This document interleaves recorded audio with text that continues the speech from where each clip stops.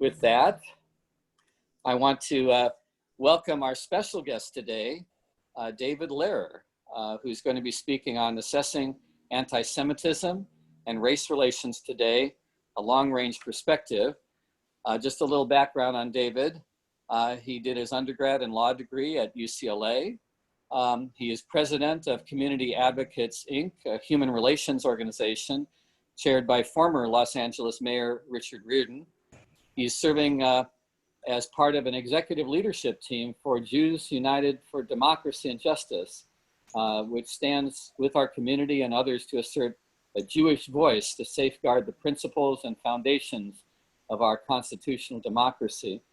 David is a veteran of over 40 years in the civil rights field. He served as counsel and regional director of the Anti-Defamation League for over 27 years.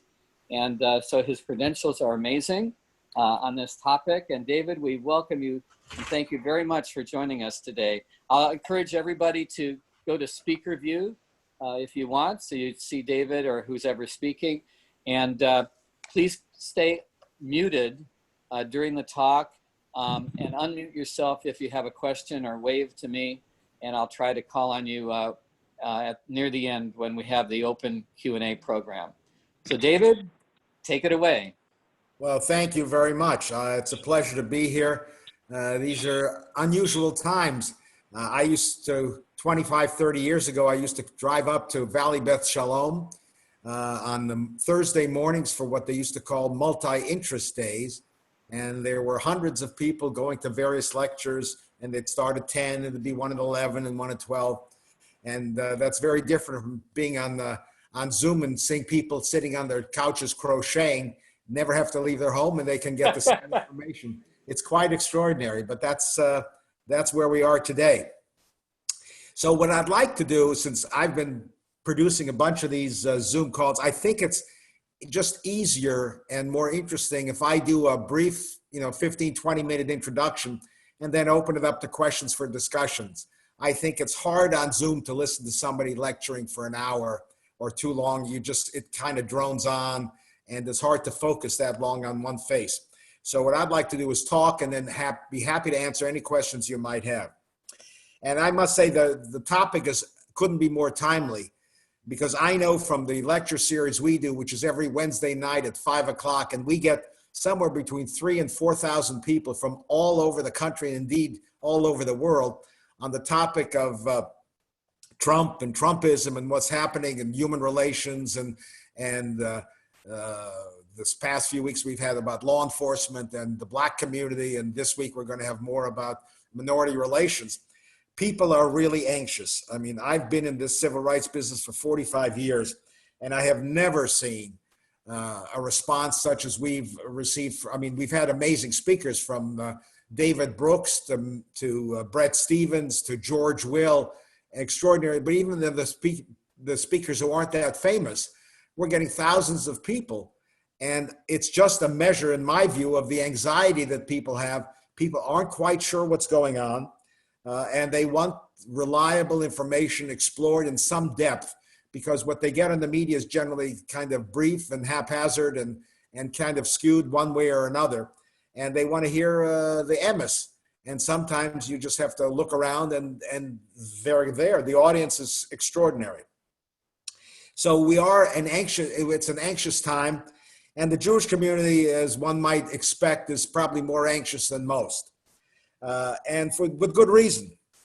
We have a president who is undeniably a racist and a bigot, and doesn't hesitate to engage in bigotry and racism, whether it's how he maligns the African-American community or the Mexican community in particular, or has gone after Muslim minorities, or has gone after the handicapped.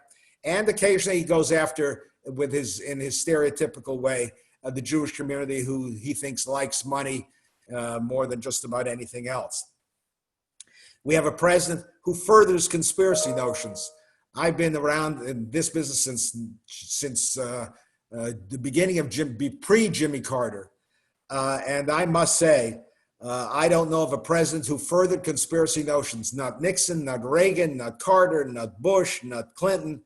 None of them, not Obama, furthered conspiracy notions. But this president has no hesitancy in invoking his conspiracy notions, and invariably his introduction is, well, a lot of people are saying, well, you know, a lot of people are saying nonsense too. That doesn't make it true. We've never had a president who is blatantly and proudly and brazenly ignores data and facts, whether it's in his response to COVID-19 or its response to just about any controversial issue.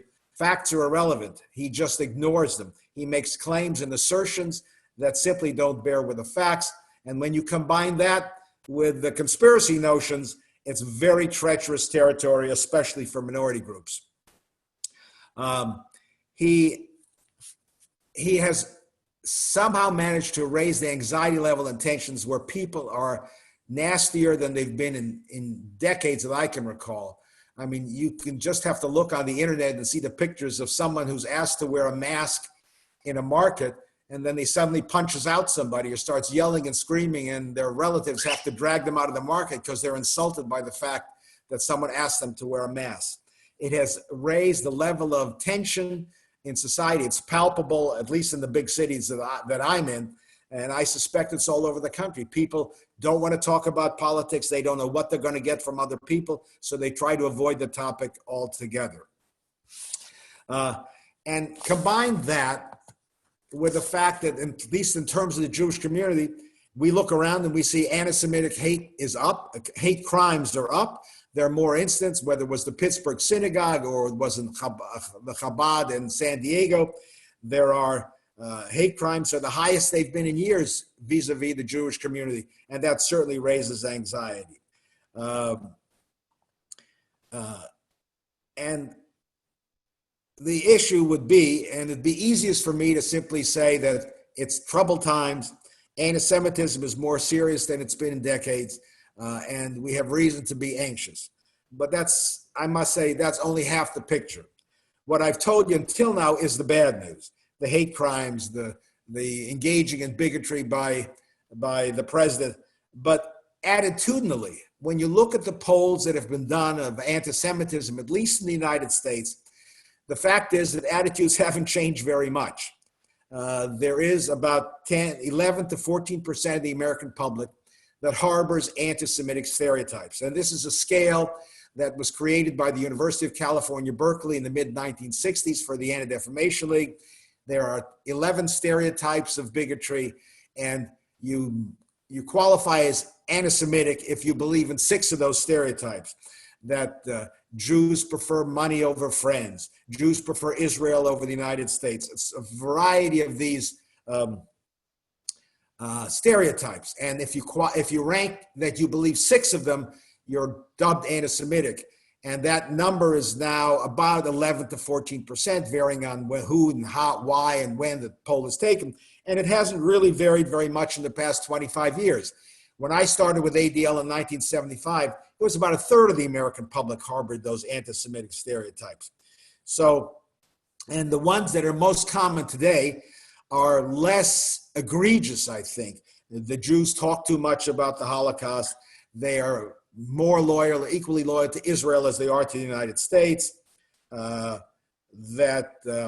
tend to want to run the show. Jews tend to run the show. And so those are not, that's not good news, but 11 to 14% is the good news. As a pundit we once had on the speak for us at ADL said, 10% of the American public thinks Elvis is alive. So 11 to 14% believing in these ridiculous stereotypes isn't that unusual. It's still 30-some million people, but in the grand scheme of the cosmos, it's not the end of the world. If you start to get up to 25, 30%, you really have to be worried. And that is countered by also the fact that Jews are regarded most warmly of all the religious groups in the United States. The Pew Center has taken this poll for about 15 years, and invariably, Jews are the most respected religious group in the country. Catholics like Jews, Protestants like Jews. They rank us #1 of all the religious groups, and then you go down the list, you get down to evangelicals, you get down to Muslims, but Jews are #1. So that's the good news. And there's also probably, I think, historically, among the most significant findings of these studies is that in the United States, contrary to most of Western history, a majority of Americans believe that there are multiple pathways to God. So that, we've had wars for millennia where I tried to convert you so you believe the same way I did, or I expelled you from my country because you didn't believe that my way is the right way to God. And now in the United States, the majority of Americans believe that there are multiple paths. You can believe the way you want. I can believe the way I want. And you know what? We may both end up in heaven. So that means there's less interest in engaging in violence or forced conversion or disdain for someone else. And that's probably one reason why intermarriage is so high, because if you believe that you'll get to heaven believing in Judaism, and I believe I'll get to heaven believing in Jesus Christ, you know what? If you get your way, you get there your way, you get there my way, it's not such a big deal. And that's in part explains the greater acceptance of Jews on those religious bases. Now, today contrasts with previous years, previous decades in some important ways. And that's generally the good news. That when I started with ADL in 1975, the number of Jewish electeds in the Congress was a handful. We had 2 Jews from California. There was Anthony Bielenson and Henry Waxman, and briefly there was a guy named John Krebs from Fresno. Those were the Jews. Well, in recent years, you can make a minion practically from the Jewish electeds from California. And for 3 decades, we had 2 Jewish women as the United States senators from California, which is quite extraordinary. And it wasn't an issue. And nobody cared whether they were or weren't Jewish. It was just taken as perfectly fine. We didn't have a whole lot of Jewish CEOs in the Fortune 500 companies in the 1970s. I remember when Irving Shapiro became the chairman of DuPont, that was like headlines in every Jewish newspaper across the country because it was the first Fortune 100 company to be headed by a Jew. Well, we've had a Jewish head of the Bank of America and all kinds of nobody takes note of it anymore because it just isn't a big deal. We had social clubs in Los Angeles and across the country that were restricted. The Jonathan Club and the California Club, where major corporate decisions were made, where the CEOs of major corporations met for lunch and for dinner and for breakfast and the weekend adventures, had no Jews as members, had no blacks, had no Latinos, had no women as members. Well, that's completely changed now. Both the Jonathan Club and the California Club are integrated. I must say I'm proud to have had a role in opening them up in 1986. We got the Jonathan Club to change their policies. It's a cute little story. They own a facility on the beach in Santa Monica, and they wanted to remodel it. And the last approval they needed was from the Coastal Commission. And we went to the Coastal Commission and said, they're sitting on 44,000 square feet of state land. They have to commit to not discriminate if they're using our land, because there was a question, if they're a private club, how does the state tell them what to do? And the Coastal Commission bought our argument. The Jonathan Club fought it all the way to the Supreme Court and lost, and they opened up as a result because they desperately needed to remodel their coastal facility. Jonathan Club opened up, California Club opened up, they're no longer restricted. But though that wasn't all that long, that was in the 1980s when those clubs finally opened up. So those were residual elements of anti-Semitism. In education, there were not many Jewish presidents of major universities. Well, now we've had Jewish presidents of Harvard and Yale and Princeton and the Ivies and universities all over the country. It used to be a lot of Jews were in the faculty and Jews were in the legal department and in the accounting department, but they did move up in the administrative line, but now they have. And in terms of housing discrimination, when I started at ADL, there were still cases where people weren't renting to Jews. They were unusual, but it did happen. There were hotels, and we ran these dual name tests where, Mr. Goldberg would apply for a room and he'd be told it was sold out. And then Mr. McGillicuddy would apply in a letter 2 days later. Oh, yes, of course we have a room. He said, well, when did the room open up for Mr. McGillicuddy that Mr. Cohen wanted? And so we used to run those dual letter tests. So the fact is that many things have changed for the better. And part of the reasons for those changes are what I just explicated. But even more profoundly, the adoption of Vatican II by the Roman Catholic Church and at the Vatican II gathering in the mid-1960s, where they changed the notion of Jews' responsibility for deicide and whether we were paying the price for the death of Christ 2,000 years later. Changing the liturgy by the Catholic Church is a major, major transformation in the entire world vis-a-vis Jews' relationship to the Vatican and to 1.5 billion Catholics around the world. It was a major thing. In the United States, do you hear me? Well, funny, I heard somebody's voice who was complaining about the sound. Then the United States, for the past 25, 30 years, we've done a tremendous amount of diversity training. While it may sound sappy and it may be kind of milquetoasty, the fact is diversity training did teach generations of American young kids about the value of diversity, the necessity of avoiding bigotry. And that slowly began to have an impact. I know at ADL, we taught hundreds of thousands of teachers in the period I was there about how to teach about diversity. And one little lesson I recall, we had a preschool curriculum. This is for kids 3, 4, 5 years old. And we used to bring them in a bowl full of oranges, and we tell them each to pick an orange, and they each picked an orange. Then we put them back in the bowl and said, remember your orange, and then they'd be able to find their particular orange because of some distinct marking on the skin of the orange. Then we'd take the bowl of oranges out, we'd peel all the oranges and say, bring them back and say, now find your orange. And they couldn't find their orange. We said, see, we're all different on the outside, but on the inside, we're all the same. Well, a little 4-year-old can understand what the message is without it's not terribly abstract, it's very real. And then finally, we had lots of statutes adopted vis-a-vis hate crimes. I wrote the first hate crime statute for California in the late 70s, early 80s. And until that time, the fact is, if you caught somebody burning a cross on somebody's lawn or daubing a swastika and you arrested them, the penalty usually was write an essay on brotherhood and go on your merry way. You know, kids will be kids. Well, with the adoption of those statutes, it told the world that we take these crimes seriously. We're sending a message that they're not tolerated. And the hate crimes say that there's something particularly insidious about crimes that target individuals because of the membership in a group. It means you're sending a message not just to that person, but to all the membership of the group. So I'd like to start to wrap. So the fact is hate crimes are up.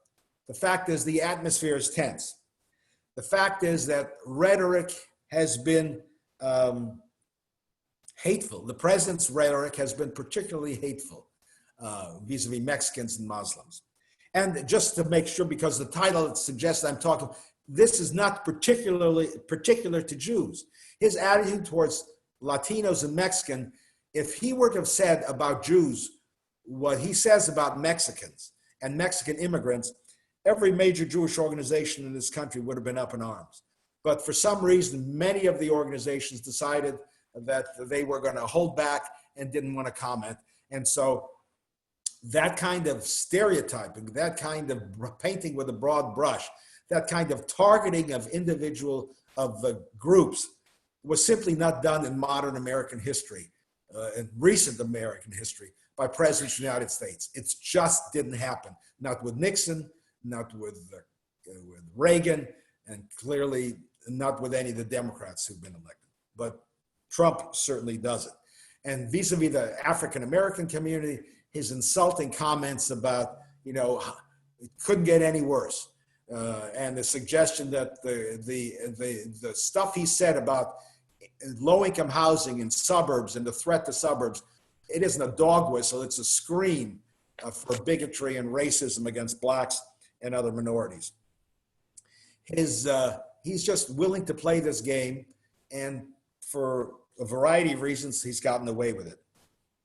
And I think Jews and minority groups manage to avoid what would otherwise have happened when you have a president who leads this way, is because there's been this long reserve built up of understanding about tolerance and of diversity. We've had this mantra for decades, including during Reagan and, of course, through the two Bushes.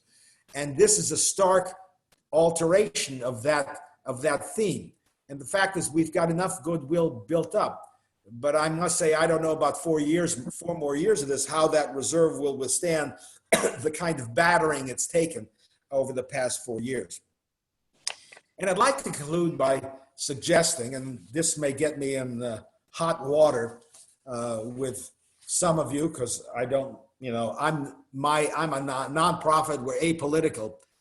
But what I think the Trump presidency and his actions has revealed within the Jewish community is deeply troubling. Ed Feinstein is an exception. John Rossoff is an exception. Ken Chasen is an exception. Sharon Brous is an exception. But the vast majority of rabbinical leadership here and across the country, and organizational leadership in many organizations, I think have just been absent without leave on dealing with the issues of Trump. The separation of kids from their families at the border early in 2017, and his comments about Latinos and about Muslims is the kind of bigotry that ought to have raised everybody's hackles and had them speak up. But so many were simply silent and deemed that this is politics. We only talk about we talk in moral terms.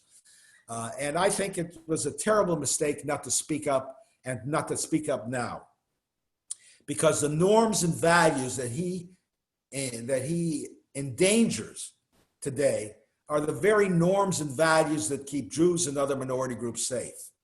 If you're peddling conspiracy theories, and the most recent example over the past 2 weeks is simply jaw-dropping. QAnon, which is this vast conspiracy notion that there's this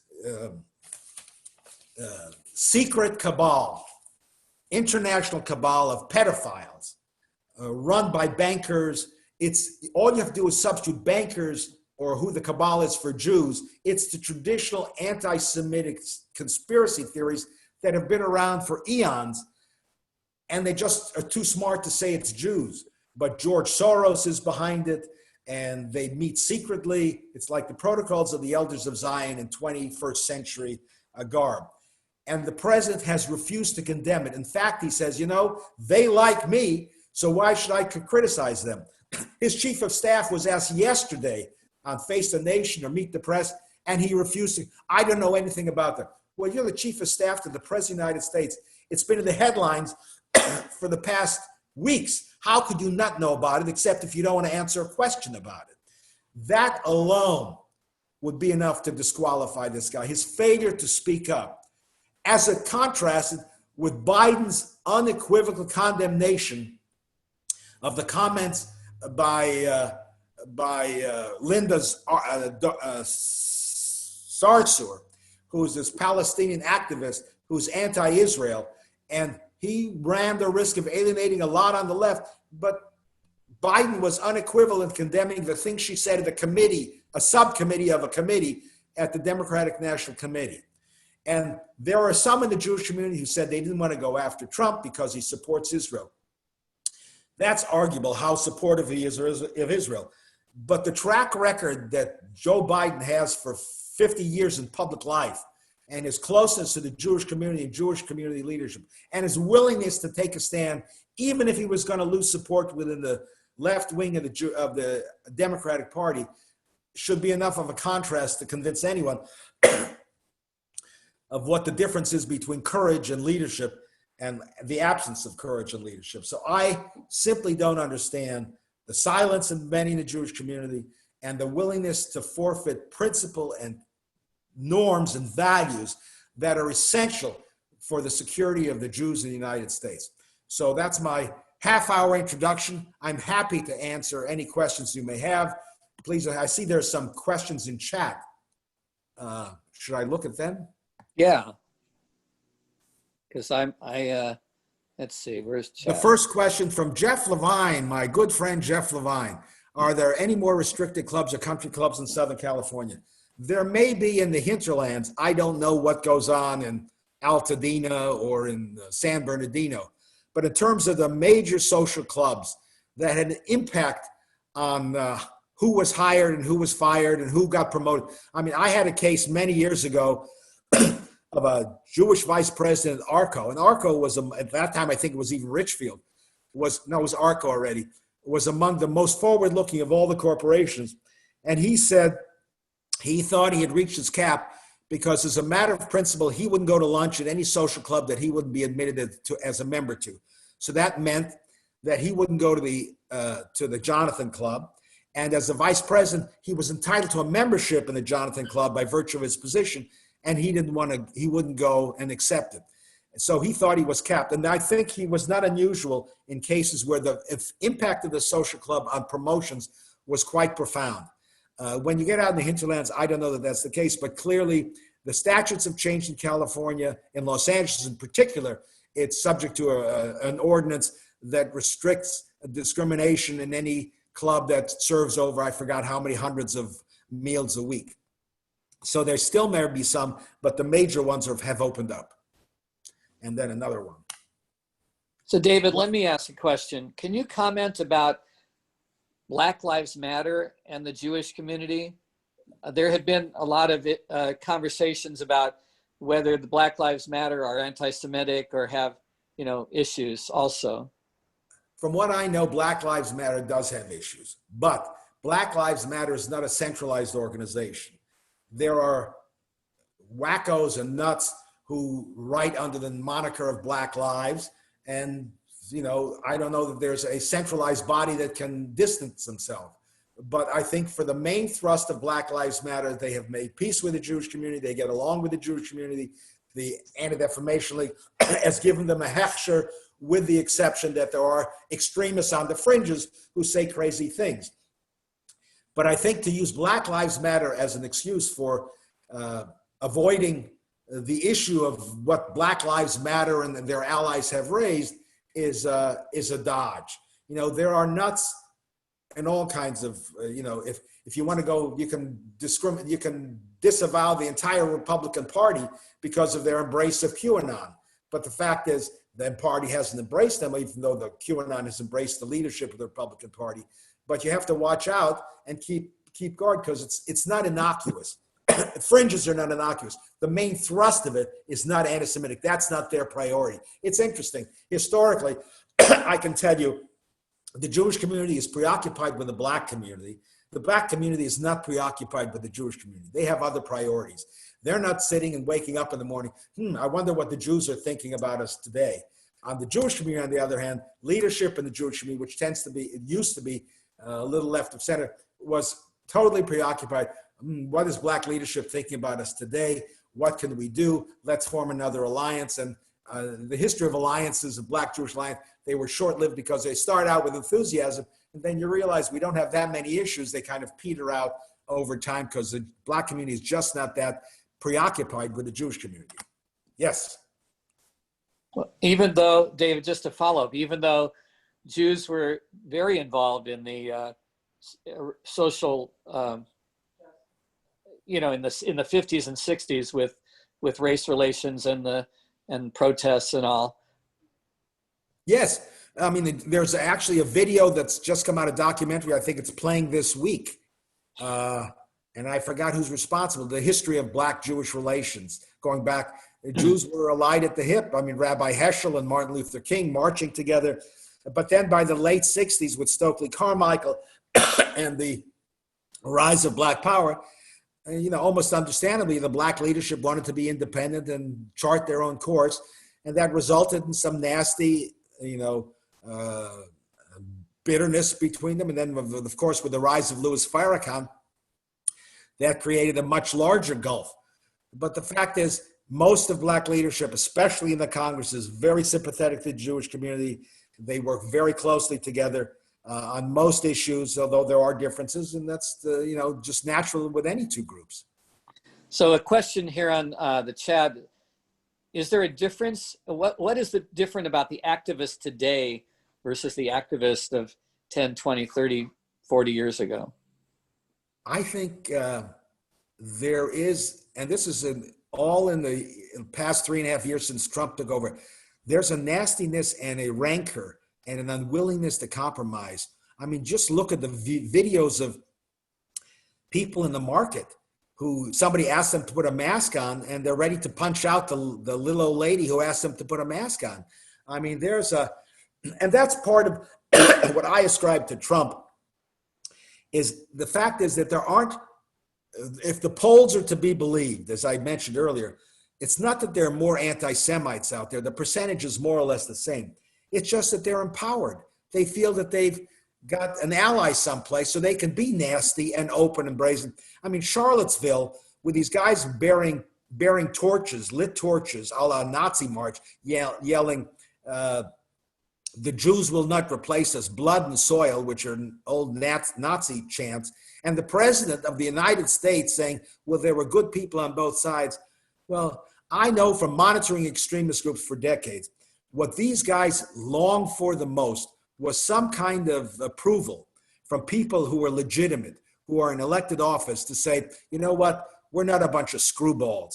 We really have something that people ought to, and that's what they've gotten. So they feel empowered. So people who used to keep their mouth shut, they were nuts and extremists. They used to keep their mouth shut. They feel, why not say what's on my mind? So David, Joe Seligman has a question. Can you speak to the issue of white privilege as it relates to Jews? Well, I'm not a big fan of the whole notion of white privilege or the prevalent notion of systemic racism. I think there are institutions that have been racist, but the notion that all whites are by definition privileged, I don't find particularly persuasive. There are a lot of poor whites. There are a lot of, poor Italians, poor Croats, poor German immigrants. It's poverty is not restricted to visible minorities, and to assume that everyone is white is by definition privileged, I just think is wrong. There are a lot of poor white people who have gotten the short end of the stick and continue to get the short end of the stick. I mean, I think there's been a bit of an overreaction. There is a measure on the ballot this November, Prop 16 in California, which will undo the ban on not affirmative action, the ban on acceptance based on race and ethnicity in the University of California and the Cal States. Prop 209, which was overwhelmingly adopted in 1996, prevents discrimination based on race, either for or against anyone in admissions to the University of California, Cal States, or any state university, or in contracting. It has worked immensely well, but there's just this notion that it's somehow keeping people down. The fact is, there are more minorities admitted to the University of California now, percentage-wise, forget about absolute numbers, than there were when there were quotas in 1996, the last year of Prop 209. It's just nonsense. And then there was a study that was just published over the weekend in the New York Times and the LA Times, and it compared numbers from 1998 to 1996, and it said there was a sharp decrease in admissions. Of course there were, because you went from having quotas to not having quotas. But if they compare the data to 2020 or 2018 or 2016, they'd find a tremendous increase. So it's a really dishonest study, and the news reports don't depict the dishonesty of it and say, well, don't give me data from 22 years ago. Give me data that's more recent to show what's really happening. But you can't argue that case. So Ted, you have a question. Do you want to unmute yourself and ask? You partially answered the question about the Black community. You indicated there was 11 to 14% bias in the general community, but what about the Black community and, say, the Latino community? I haven't seen recent data. Historically, what was concerning about the Black community was that for many years, the data suggested that as education increased in the Black community, anti-Semitism increased, which would have been really troubling. But that turns out not to be the case. That was just crappy data collection.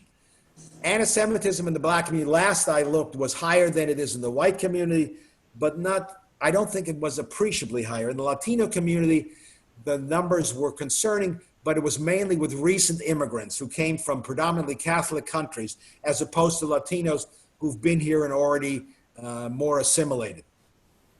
The numbers are much better than they used to be. I think, and I have to look at it again. The numbers among the blacks and Latinos is higher than with the white community, but I don't think it's shockingly higher. Okay, Len Vosen, you have a question you want to unmute and ask David?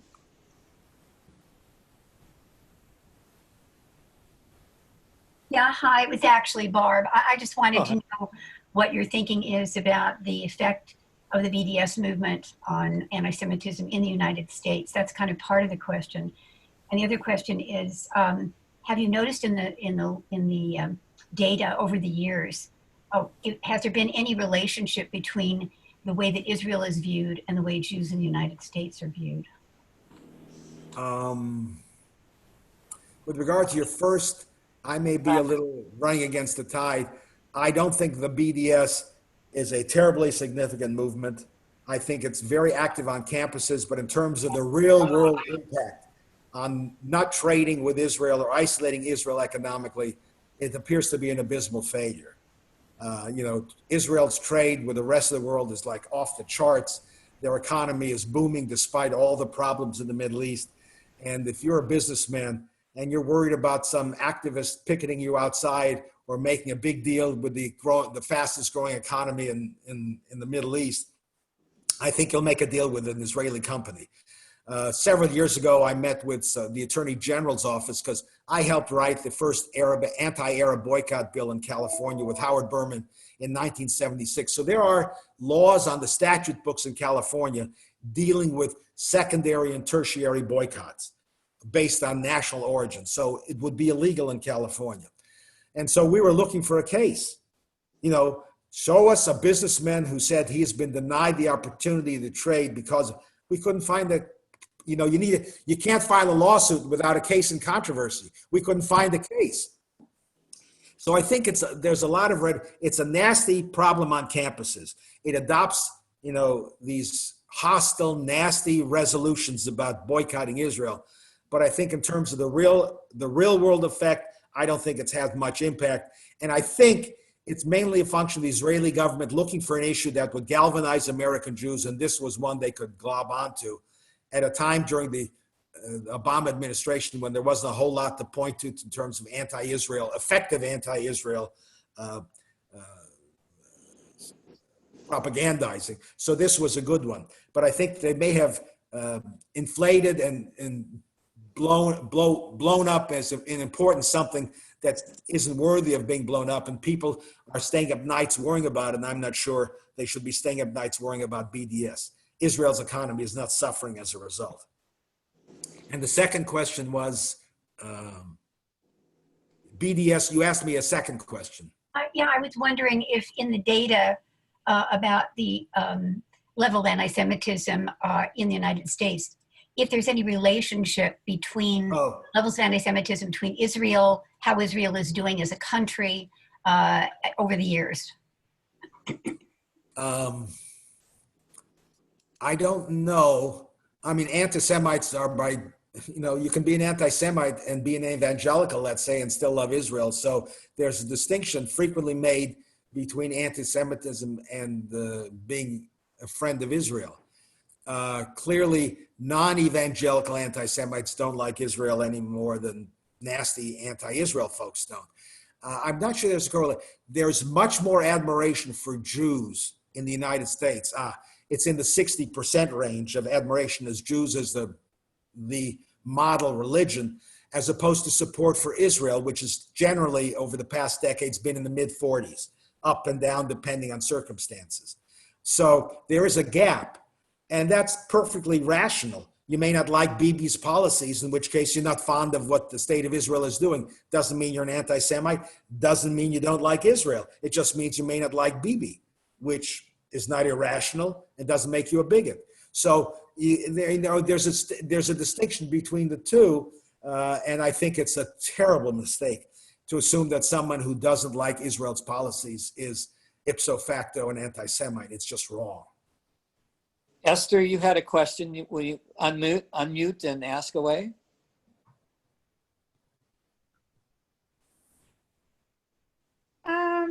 Yeah, the question that I actually originally asked was about Stephen Miller having this kind of importance to Trump when he's such a really obviously hateful person.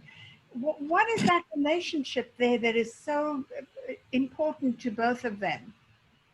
What are they feeding off? My degree's in law, not in psychology. I don't know. I think it's bizarre that someone whose grandparents were immigrants to this country to take the position he does vis-a-vis immigrants is particularly upsetting. You know, it's like, do we not learn from history that anti-immigrant, and he's just seems like a nasty human being who's angry. And apparently he wasn't that different when he was a younger kid growing up at Santa Monica High School. But he clearly has an outsized importance and influence on the president and writes some of this pernicious nonsense that he spouts when he gives. I mean, it'll be interesting to see what he says this week, because he clearly is doubling down on his base. And I suspect we're going to get a lot of rhetoric in the next 4 days that is anti-immigrant. And there was an interesting poll, by the way, I just saw last night, which indicates that Americans' attitudes towards immigrants has turned around. And for the first time ever, Americans are far more sympathetic to immigrants coming into this country than they were before. When Trump took over, there was a disproportionate share of Americans who didn't want immigrants, who believed that the border had to be sealed off more, and that has not turned completely around. But Americans are far more sympathetic to getting immigrants into the country than versus. I suspect, because during the economic downturn, immigrants weren't coming into the country, and a lot of jobs weren't being done, and the economic impact. I mean, if you look at some of the data, by the way, from Arizona, after the borders got tightened up, economically, it was a disaster in Arizona. They have hundreds of thousands of jobs that went wanting. And I don't know who was clearing the fields and gathering crops, but it's a real issue. So in fact, I think it's a reaction to Trump and his rhetoric that has generated more sympathy for immigrants than there was before. Marilyn, you had a question also. Do you want to unmute and ask?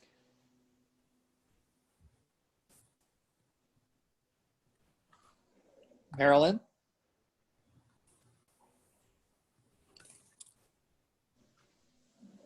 No? Okay. Let's see. I'm going to the chat room again. I don't have a speaker. No. Sandy B asked a question.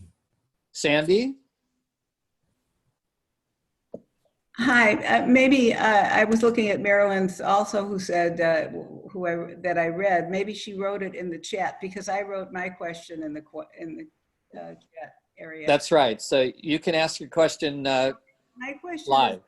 Is, the Republicans that I know are, first of all, very in favor of what he did for Israel, and very dislike of Obama for, he wasn't a friend of Bibi's, but I mean, that's their main. I know two people who don't like Trump, but still will vote for him, basically because of what he did for Israel. And also the other things that they like are that they are afraid of. And talk about fear.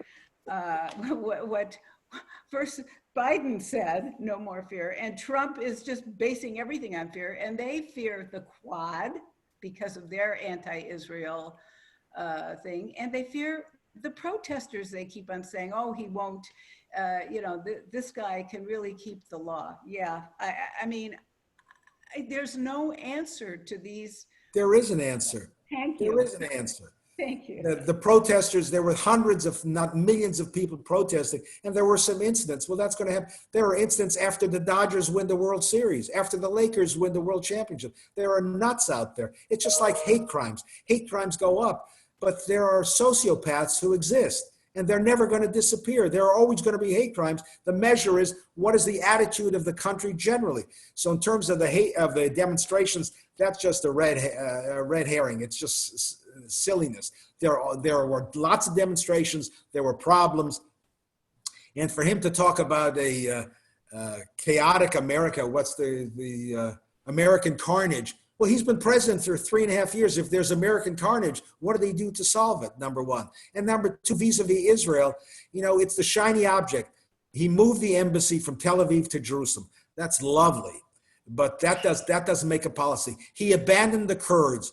Thousands, tens of thousands of them were murdered. Those were allies of the Israelis. And if he can abandon them because he thought it was useful, despite what he had said a month before, it gives you an indication of what can go on. And we had Tom Friedman on one of our Zoom things about a month ago. And Tom Friedman said, there are nuts in every government. And Israeli government is no different than anybody else's. And what President Obama and President Clinton and President Bush all provided, and Reagan, and even Nixon, all provided to whoever was the prime minister of Israel was, the nuts in the Israeli government who want to annex all of the West Bank and forget about any kind of peace deal. They could always say, I understand what you're saying. I'd like to do it, but I got this president of the United States breathing down my neck. I can't do it. He's going to cut off aid and the Congress is going to vote against me. Well, what Trump did is eliminate himself as he couldn't be the foil. So there's nobody that Bibi can go take to the nutcases and say, you know what? I don't, this guy's not going to let me do it. Now he's got to acquiesce to these lunatics. And he only didn't do it. In part, one of the explanations for what just went on with the UAE was that Bibi and the UAE all read the polls in the United States too. And they know that Trump's days are numbered and they don't want to piss off the guy who's going to be the next president of the United States. And if anybody has a track record on Israel, it's Joe Biden. That's unmatched by anyone in the United States. And in terms of the four, look what the big, Talib and AOC, look what impact they had on the Democratic platform. Zero. He supported that's strong on Israel. It's unchanged from before. So these guys are going to scream and yell. But Nancy Pelosi couldn't be any better than she is. Chuck Schumer obviously is as good as it gets. The vice president of the United States has a Jewish husband who has a long track record. She has a great track record on Israel. I mean, I think the notion that, number one, the notion that Obama was hostile is silly. I think he was committed to Israel and had Israel's best interests, which aren't necessarily just what Bibi wants. Ask, the opposition party in Israel. So I think it's an excuse. And to believe that Trump, with what he has done to the norms and values in this country, promoting conspiracy theories, ignoring data, promoting these bizarre notions, is just insidious. It's dangerous. And we are the ones who will pay the price ultimately if you have rampant nuts out there who think that you can make up anything you want and it's okay. So let me bring this back a little bit to LA. Do you have any comments about anti-Semitism and race relations in Los Angeles itself? Well, I haven't seen recent data. There was stuff a few months ago published by LMU, Loyola Marymount. They do this annual study. Most of the recent studies have shown race relations are excellent. There's always a danger with some of these polls. If you do a poll and ask people what their estimation is of race relations in the country, they will invariably tell you things are lousy, people are at each other's throats. Well, most people in Los Angeles or around the country are not Walter Cronkite or Eric Severide or some great analyst of what's going on in the country. What do they know what's going on anyplace else? So I am not interested in those kinds of polls. I'm interested in what they say about goes on in their community. How do they get along? And in Los Angeles, most of the studies show that people get along pretty damn well. Their crime isn't what it used to be. The gang problems aren't the same. It doesn't mean they disappeared. And we just don't have those same kinds of tensions. We have people getting along across the leadership of the fact is that intergroup stuff is not the priority that it was, let's say, 10 years. When I was at ADL and for a good number of years afterwards, There was a lot going on between the John Macks of the world, the Joe Hicks of the world, the NAACP, Southern Christian Leadership, Urban League, ADL, American Jewish Committee, and the Federation used to have a community relations arm, which they don't have anymore. We were all meeting and talking and getting along. Most of that stuff doesn't exist anymore, either because it's not needed or because people have other priorities. But in terms of tension, I don't see a whole lot of tension. There are troublemakers. The woman who heads Black Lives Matter, such as this in Los Angeles, is a professor at Cal State LA, Malia Abdullah. She's a nasty person who's got nasty things to say about everybody. But I don't know that she's particularly representative of the African-American community. She's just a gadfly who loves the attention. But in most of the data that I've seen, when they do ask these questions, people are getting along pretty well. Okay, does anyone else have any questions or comments? And if you do, just please unmute yourself and ask David. Norm. Go ahead, Norm.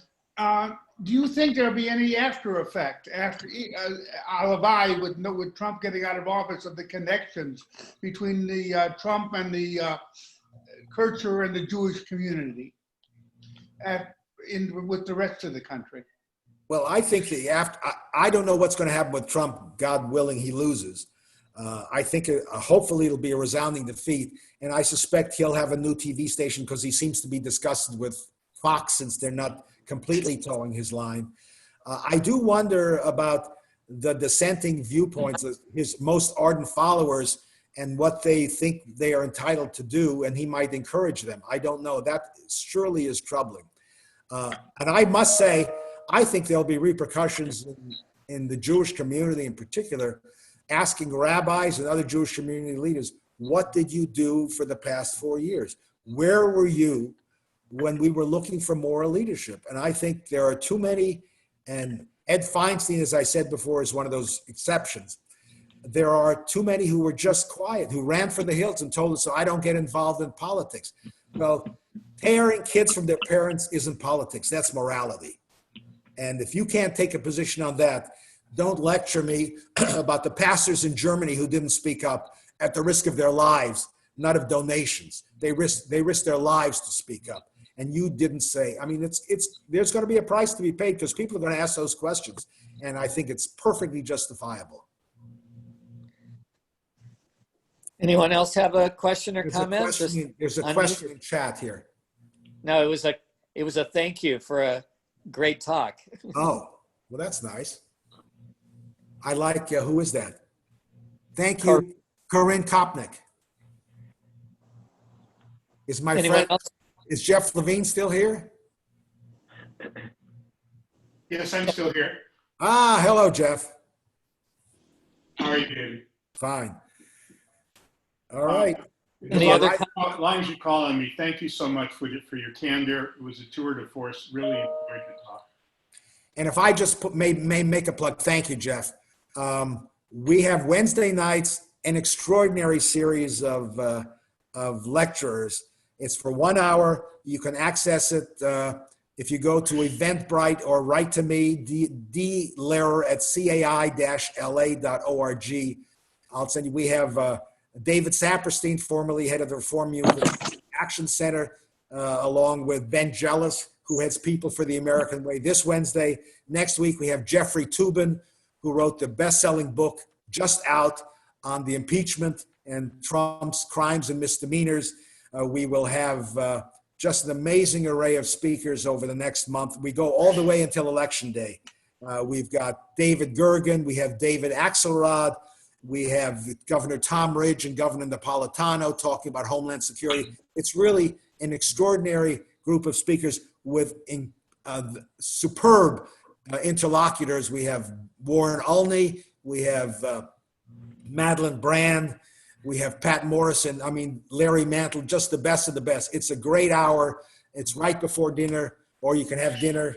We don't see everybody, so you can do or dress however you choose. Hosted by our own and our resident. Can I make a comment? Yes. Go ahead. Okay, I just want to thank David. I love hearing today. I thought it was absolutely informative and wonderful. And I absolutely love your Wednesday night programs. Thank you. Yeah, I must say, I've been in this business a long time. I have never seen a response like this. We get emails and contribution literally from around the country and some from overseas. People say they schedule their Wednesday evenings to make sure they're free to watch it. It's been, I just think people are hungry for some confirmation that they're not crazy, that things are awry, and hopefully that they can be made better. And we're pleased to offer that. David, could you let us have the information about, could you repeat the information about how to make contact with that Wednesday group so that we can participate as well? Yes. If you send me an email, which is DLEHRER, my name, at CAI, Charlie Apple India, -LA, like Los Angeles.org, I'll be happy to send you the listing and where you can sign up. Oh, thank you. I did have just one kind of question to toss out to you. Do you think that part of the lack of a response from leaders of the Jewish community to what's going on Hello, not the end of a Zoom meeting here. Oh. Okay. Let me control that here.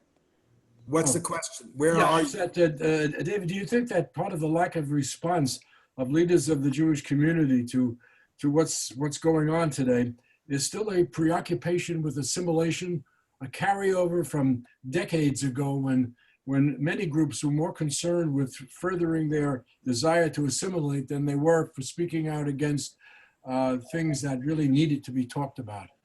No, I think my suspicion is it's fear of angering the President of the United States because they, especially the national organizations that have been quiet, they like to go to Israel. They like to be friendly with Bibi. They like to take their machers to Israel and have meetings with Bibi or his aides.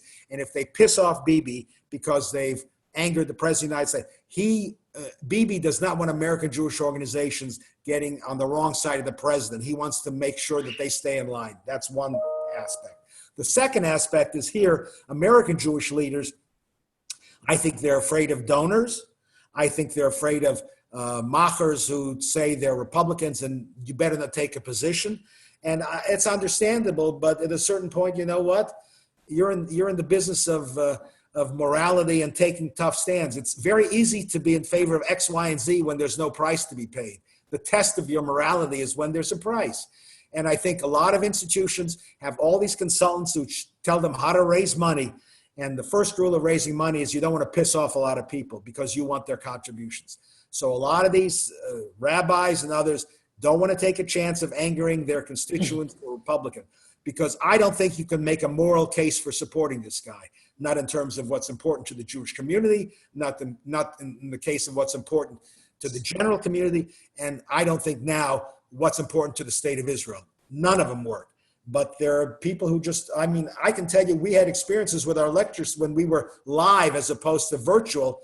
We got kicked out of temples at the last minute because machers got upset that we were clearly hostile to Trump. Well, you know, sorry.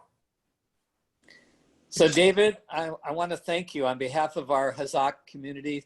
Thank you so very much for meeting with us today and talking with us today about anti-Semitism and race relations. Couldn't have been a better talk. Thank you very, very much. And you should all remain Hazak.